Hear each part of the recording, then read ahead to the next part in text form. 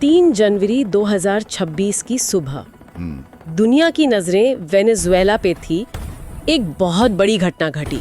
हाँ, अमेरिकी सेना ने वेनेजुएला पर एक बड़े पैमाने पर मतलब एक बहुत बड़ा सैन्य हमला कर दिया। और देखिए ये उन घटनाओं में से एक है जो खबरों में तो अचानक आती है, पर जिसकी जमीन वो पिछले कई सालों से तैयार हो रही होती है। सही कहा। ये एक तरह से उस कहानी का क्लाइमैक्स था जो बहुत लंबे समय से लिखी जा रही थी। बिल्कुल। तो आज की इस गहरी पड़ताल में हम इसी घटना को परत दर परत समझने की कोशिश करेंगे। हमारे पास जो स्रोत है उनके आधार पर हम जानेंगे कि असल में हुआ क्या। अमेरिकी राष्ट्रपति डोनाल्ड ट्रंप ने राष्ट्रपति निकोलस मादुरो को पकड़ने का दावा क्यों किया और इस पर दुनिया भर में इतना बवाल क्यों मचा हुआ है। हाँ, क्योंकि यहाँ 3 अलग-अलग कहानियाँ एक साथ चल रही हैं। 3 कहानियाँ। हाँ, एक कहानी है जो व्हाइट हाउस बता रहा है, दूसरी कहानी है जो बाकी दुनिया देख रही है, और तीसरी और शायद सबसे अहम वो कहानी है जो वेनेजुएला की जमीन पर घट रही है। इन तीनों को समझना जरूरी है। तो चलिए शुरू से शुरू करते हैं। ये हमला हुआ कैसे? मतलब ये कोई छोटी मोटी सर्जिकल स्ट्राइक थी या कुछ और था? नहीं, स्रोतों के मुताबिक ये कोई छोटी मोटी कार्रवाई बिल्कुल नहीं थी। अच्छा। 3 जनवरी की सुबह सुबह अमेरिकी सेना ने हवाई हमलों और स्पेशल फोर्सेस के साथ एक बहुत बड़ा ऑपरेशन लॉन्च किया। और निशाना क्या था? निशाना सिर्फ मिलिट्री बेस नहीं थे, बल्कि राजधानी काराकस के अहम सरकारी ठिकानों पर भी हमला हुआ। मतलब सीधे सत्ता के केंद्र पर चोट। बिल्कुल। और फिर आया राष्ट्रपति ट्रंप का वो बयान जिसने मुझे लगता है सबको सच में चौंका दिया। हाँ। उन्होंने घोषणा की कि वेनेजुएला के राष्ट्रपति निकोलस मादुरो और उनकी पत्नी सेलिया फ्लोरेस को पकड़कर देश से बाहर निकाल लिया गया है। मतलब किसी देश के मौजूदा राष्ट्रपति को इस तरह से पकड़कर ले जाना। हाँ, ये तो सुनने में ही किसी फिल्म जैसा लगता है। ये आधुनिक इतिहास में एक बहुत ही असाधारण और बहुत ही विवादित घटना है। किसी देश के राष्ट्राध्यक्ष को, जिसे संयुक्त राष्ट्र भी मान्यता देता है, उसे कोई दूसरा देश अपनी सेना भेजकर पकड़ ले, ऐसा शायद ही पहले कभी हुआ हो। इससे तो अंतर्राष्ट्रीय नियमों की सारी रेखाएं ही धुंधली हो जाती हैं। बिल्कुल। और ट्रंप ने ये भी कहा कि अमेरिका तब तक वेनेजुएला का नियंत्रण संभालेगा जब तक वहाँ एक सुरक्षित राजनीतिक बदलाव नहीं हो जाता। हाँ, और ये तो सीधा शासन अपने हाथ में लेने जैसा है। वही तो।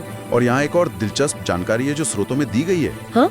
मादुरो को सिर्फ देश से बाहर नहीं ले जाया गया, तो फिर उन्हें न्यूयॉर्क लाया गया है। न्यूयॉर्क क्यों? उन पर ड्रग्स और हथियारों की तस्करी जैसे गंभीर आरोपों में मुकदमा चलाने की तैयारी है।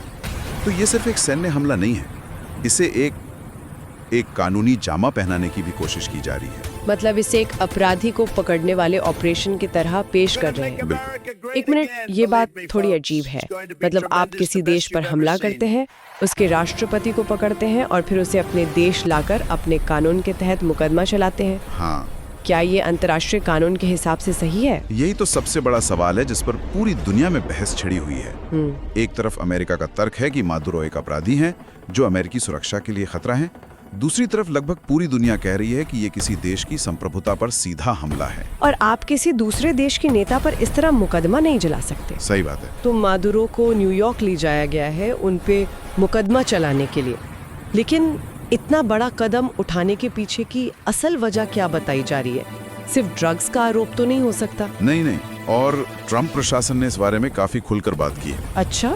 स्रोतों के मुताबिक उन्होंने 4 मुख्य कारण दिए हैं और ये चारों कारण एक दूसरे से जुड़े हुए हैं। ठीक है, तो एक एक करके इन्हें समझते हैं। पहला कारण क्या है? पहला और सबसे बड़ा आरोप, जैसा कि हमने अभी बात की, वो है ड्रग तस्करी का। व्हाइट हाउस का कहना है कि मादुरो सरकार सालों से ड्रग कार्टेल के साथ मिलकर काम कर रही थी और वेनेजुएला को अमेरिका में कोकीन भेजने का एक बड़ा अड्डा बना दिया था। और दूसरा कारण इसी से जुड़ा है, अमेरिकी राष्ट्रीय सुरक्षा। हाँ। तर्क ये है कि वेनेजुएला से आने वाले ड्रग्स का ये सैलाब अमेरिका के लिए एक सीधा खतरा बन गया था। बिल्कुल। और इन दोनों कारणों को एक साथ पेश करने के पीछे एक बहुत सोची समझी रणनीति है। वो क्या? जब आप किसी मुद्दे को राष्ट्रीय सुरक्षा से जोड़ देते हैं तो कोई भी सैन्य कार्रवाई, चाहे वो कितनी भी बड़ी क्यों न हो, उसे घरेलू स्तर पर सही ठहराना आसान हो जाता है। मतलब ये सिर्फ वेनेजुएला का अंदरूनी मामला नहीं रहा, ये अमेरिका पर हमला बन गया। समझ गई। अब आते हैं तीसरे कारण पर, जो शायद किसी के लिए नया नहीं होगा, शासन परिवर्तन। हाँ, ये बात तो सालों से चल रही थी। अमेरिका तो पहले से ही मादुरो को एक अवैध और तानाशाह शासक मानता रहा है। बिल्कुल। उन पर आर्थिक प्रतिबंध लगाए गए, उनके विरोधियों को समर्थन दिया गया और गुप्त ऑपरेशनों की बातें भी सामने आती रहीं। तो ये हमला कोई नई नीति नहीं है। नहीं, ये बस उसी पुरानी पॉलिसी का अगला और सबसे बड़ा स्टेप है। और चौथा कारण, तेल।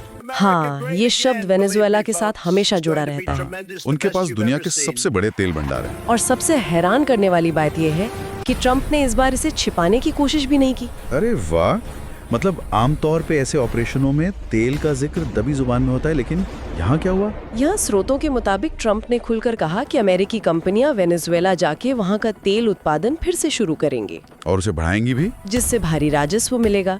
ये तो एक तरह से इस पूरे ऑपरेशन की लागत वसूलने और मुनाफा कमाने का प्लान है। हाँ। तो हमारे स्रोतों में इन 4 कारणों का जिक्र है: ड्रग्स, सुरक्षा, लोकतंत्र और तेल। लेकिन क्या स्रोत ये बताते हैं कि इनमें से असली वजह कौन सी है? क्योंकि ड्रग्स और तेल, ये दोनों तो बिल्कुल अलग दुनिया की बातें लगती हैं।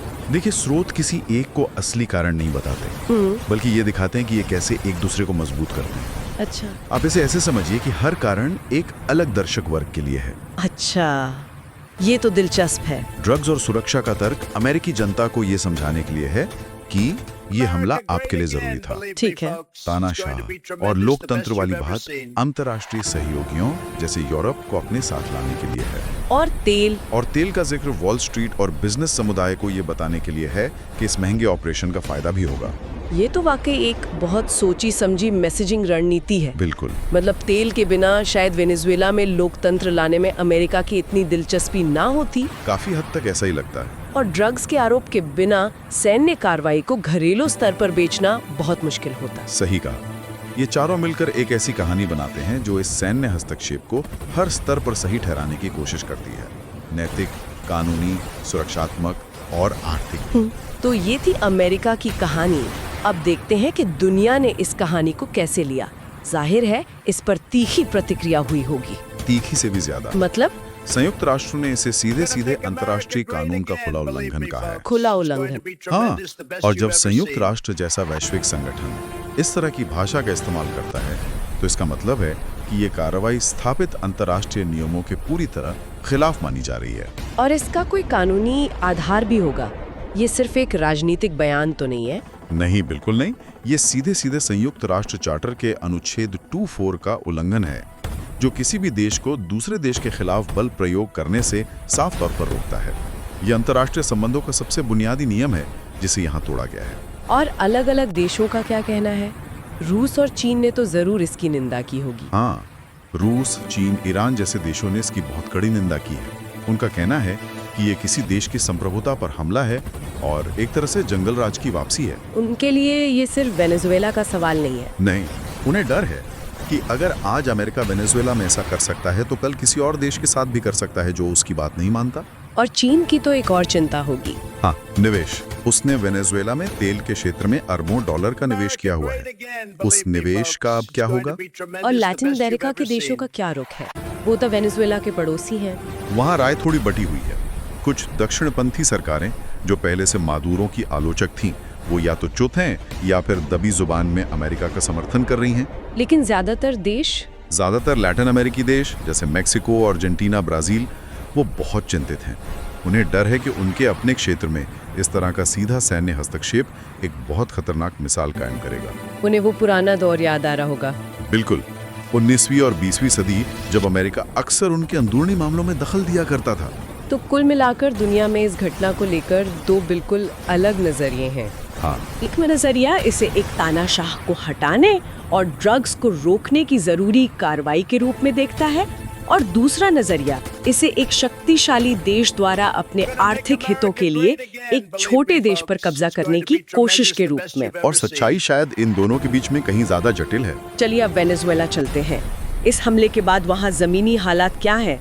सत्ता अब किसके हाथ में है? स्थिति बहुत ही ज्यादा अस्थिर है, तनावपूर्ण है और साफ कहूँ तो अजीब है। अजीब? हाँ, जैसा कि हमने बात की है, अमेरिका मादुरो को पकड़कर न्यूयॉर्क ले गया है, लेकिन वेनेजुएला की सरकार और सबसे महत्वपूर्ण वहाँ की सेना, हाँ सेना, उन्होंने उन्हें अब भी देश का कानूनी राष्ट्रपति माना है। एक मिनट, ये बात समझ नहीं आई। अगर अमेरिकी सेना जमीन पर है और मादुरो उनकी कैद में है, तो वेनेजुएला की सेना किसकी बात मान रही है? यही इस संकट का सबसे बड़ा पेच है। शक्ति असल में किसके पास है?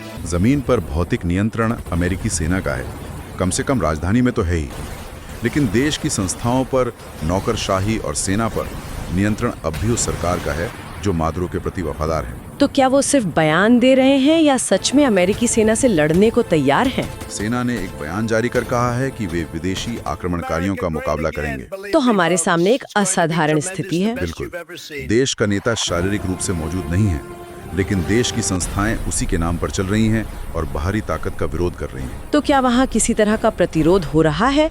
क्या लड़ाई चल रही है? हाँ, स्रोत बताते हैं कि कुछ इलाकों में झड़पें शुरू हो गई हैं। देश के सुरक्षा बल और कुछ नागरिक समूह, जिन्हें कोलेक्टिवोस कहा जाता है, वे छापामार लड़ाई कर सकते हैं। इसका मतलब है कि ये संघर्ष अभी खत्म नहीं हुआ है? खत्म नहीं हुआ है। ये एक लंबे और खूनी गृह युद्ध या विद्रोह की शुरुआत हो सकती है, जहाँ एक तरफ अमेरिकी सेना होगी और दूसरी तरफ वेनेजुएला की सेना और सरकार के वफादार लोग। हाँ, और स्थिति बहुत जल्दी बहुत ज्यादा बिगड़ सकती है। ये सब सुनकर एक सवाल मन में आता है।